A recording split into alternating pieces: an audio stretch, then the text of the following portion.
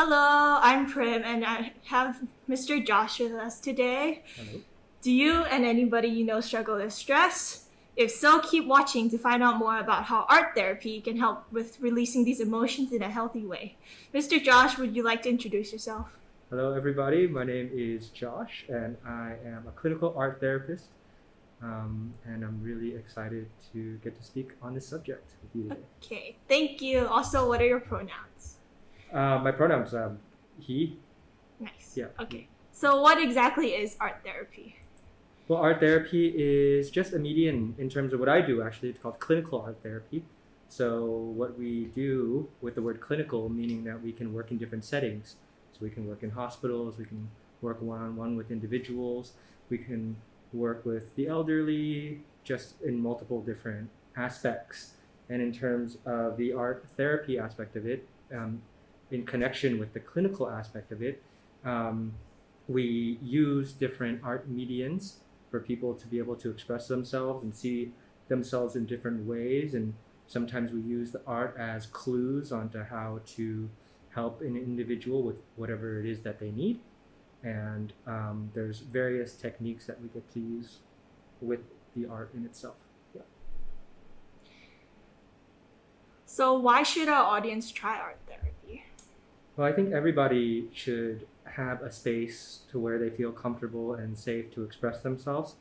I think a lot of people focus on like physical health, but not so much on mental health, when I think that they're both kind of equal in importance to one another.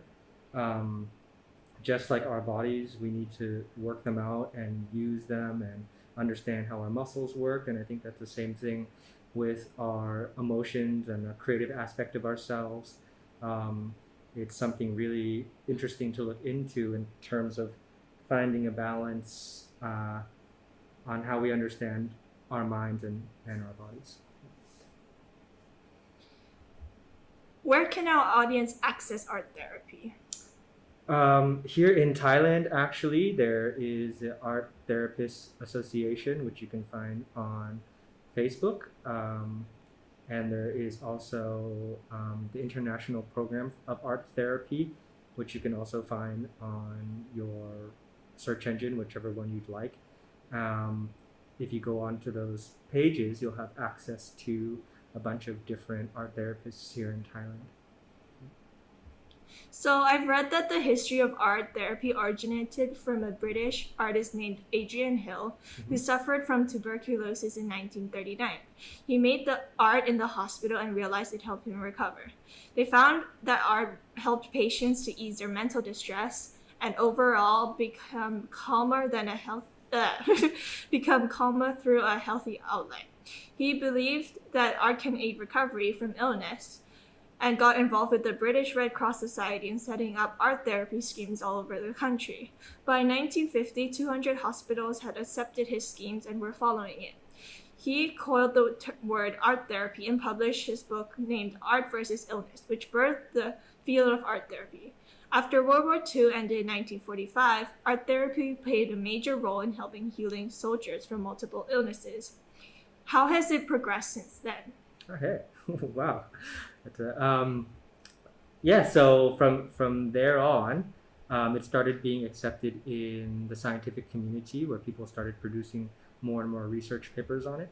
And when people started seeing that the findings were actually coming out to where the art was supporting mental health in a proper way, people started opening more branches of art therapy as a respectable field. So I know that in America now that they have their own art therapy foundation and association. Same thing with Canada, and it's spread to Thailand now. And I know that Singapore also has an art therapy association. So since then, I think it's grown a lot, and people are really seeing the use case in it in terms of how it provides a lot of the same things that traditional therapy offers, but actually giving the people that the clients that the art therapists are working with a tangible way to work with their thoughts instead of just traditional talk therapies and things like that. Now they're putting their hands on to the things that they want to deal with, which is just adding another layer on top of your traditional therapies. So when you mean by branches, is it like the association? Like, what do you mean by branches? Yeah, so first, like you said, from the history, it really just started off with people kind of testing it out and of trying to apply it and seeing how it worked, but it has spread now to where there are many schools accepting art therapy into their curriculum and also opening up specific schools to where you can study art therapy as a degree. Yes, so it's becoming more and more accepted around the world as a well-known certified form of therapy. Yes. Why did you choose to study art therapy? Like, how is it personally special to you? Yep. So how long of a story do you want here? We can make it short, we can make it long. We can make it long. Okay.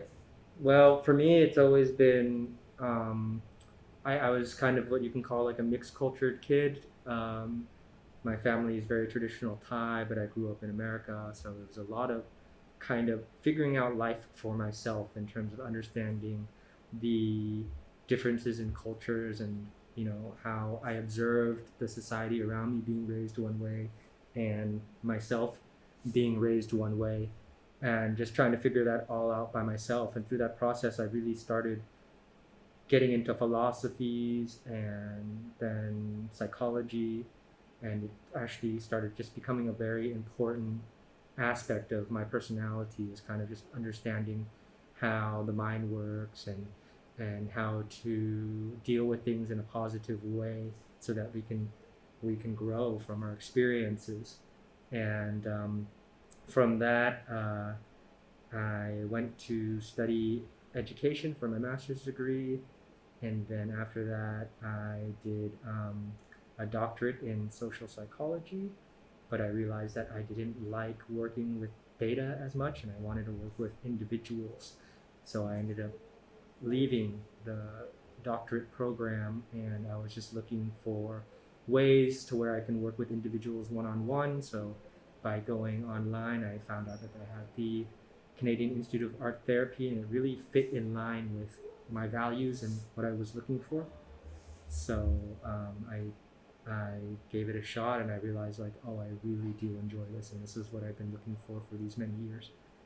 Wow, that's really interesting. Thank you. So, this is really...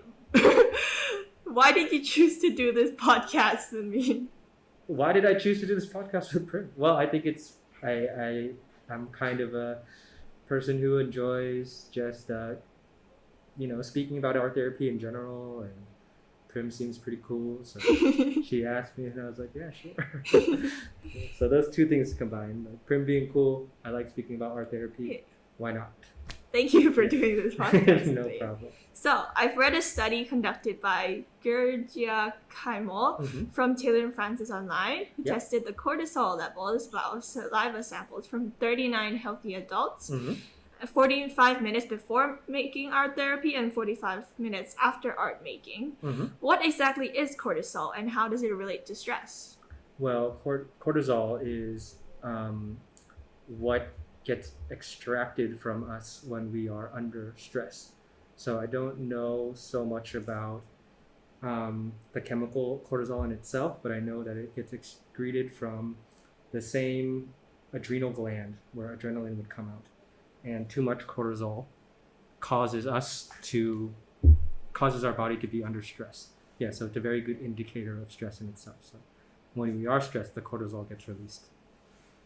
And then when cortisol is released, what happens to us? And that's, this is going more towards like biology and neuroscience, but from what I know, or from what I understand, I just know that too high of levels of cortisol can just throw us out of whack, I guess you could say. But if you ask me in terms of like how the chemical itself operates, I did study it, but I don't remember off the top of my head. It's okay. Yeah. So I shared with you my own study about testing the effect of art therapy on stress. Mm-hmm. So this is the graph that I got. Yeah. Let's show our audience. And I conducted a case of myself to study the effect of art therapy on stress. Mm-hmm. I did this by wearing a MiFit Band Yeah. 6 at all times, which automatically measures stress during intervals. Mm-hmm. I was curious to also see if stress levels had an effect on heart rate. As you can see, the stress levels had a very small effect on the heart rate. Uh-huh. Do you think stress has an effect on heart rate? Absolutely. I absolutely do, because I think, it depends on how much stress you're under and how that stress is interacting with your mind. Because I think some people know how to manage stress well. So perhaps they have a very high, they're feeling under stress, but their mind knows strategies to tell themselves that, it's okay, or to calm down. So I think that would help regulate the heart rate. But if stress is heightened to a level where the individual is actually feeling perhaps like in a fight or flight response, being kind of that stress triggers a response to where they feel threatened, or very, very tense by it, then I think that would automatically raise their heart rate. Can you tell our audience what you mean by flight or fight response? Yes, I think, in my point of view, as human beings, we're still very much just an evolution of species of animals, and we have the basic systems that animals have as well, which is your brain stem, and then you have your limbic system, and then you have your frontal lobes, your cerebral cortex. The most basic kind of instinct that we have is the same as dogs or cats, which is when we're under a stressful situation, we instantly have about 3 options that people normally accept, which is fight, flight, or flee, and that's going to be an automated response. So sometimes when our body is overloaded with stress or anxiety or some kind of emotion like that, it doesn't reach our cognition, and our body just automatically responds in a way to where we might just freeze up or feel like we want to shake, and that in itself I think would really raise an individual's heart rate, because the stressor might actually feel instinctively like a lion is chasing them or something, even though it might just be a thought that is stressing them out. The feeling can be very similar, and in those situations I think a heart rate could rise quite intensely. Yeah, yes. I would agree. Stress, when I feel stress, I definitely feel that my heart rate goes up. Yeah. Because you just have a lot of thoughts. Yeah. And it just goes up. You feel more agitated, I think. Yeah. So we believe that your thoughts are, as an art therapist, we say that your thoughts are real, in the sense that whatever your thoughts make you feel, those feelings are real. But the thing is, we kind of work together to make sure those thoughts are manageable and they support us rather than trigger those fear reactions. But those fear reactions are being felt in your body. So if you're kind of scared of those thoughts, or those thoughts are bothering you, or they're picking on you, or whatever, it is quite similar to perhaps a lion chasing you or something like that. Yeah. So. You mentioned that when people have high levels of stress, you can have good stress managing techniques. Yeah. What kind of techniques are there to manage stress? Well, there's quite a lot, and we do a lot of things, all depending on the person, because every individual, their stressors are different, they look different, and they react differently. So some ways is even creating pieces of work where we have the stressor and we learn to communicate it with it. We learn how to look at it as something that's less threatening than what we used to picture it as in our mind. We learn how to sometimes those stressors, they are actually kind of speaking a language to us in our head, and it can be overwhelming at times, but if we can produce pieces of art and learn how to calm it down or speak with it properly, it can definitely lead to minimizing the stress reaction from an individual. That's one way to do it. There's many ways to do it, but I don't know if we should go through all of them, right? Yeah. Or else we'll be here for quite a long time. Yeah. Wait. So when I conducted my experiment, my results were kind of non-conclusive because I only did it over 6 days, and the 6 days weren't even consecutive. I skipped the weekend because I had the hackathon to do. Okay. And I was the ways that I considered in my evaluation to help my study become better in the future were to maybe like write a description of how I felt during the day, like if I was stressed, and do art therapy the same time every day. And then I could record, when I don't do art therapy, I just record what I like, my heart rate and my stress level during that day. Do you have any other thoughts on how I could make my experiment better if I were to do it again? Yeah, so in the case of your experiment, I think you did a great job for your first time trying it out. But in terms of like art therapy, it's always good to work with a therapist while you're doing it, because I think we worked together one day, and then you had some days where you're doing it yourself. And in those days that you're doing it yourself, it kind of turns into art as therapy instead of art therapy. So art as therapy is more just working on the pieces itself and just letting kind of whatever flows, like whatever needs to flow will flow, and you kind of can release some things from that. But art therapy is going to be working in a safe environment with somebody who understands the steps and the processes needed. And there's also like education, art therapy education that's being provided while you sit and speak with the therapist.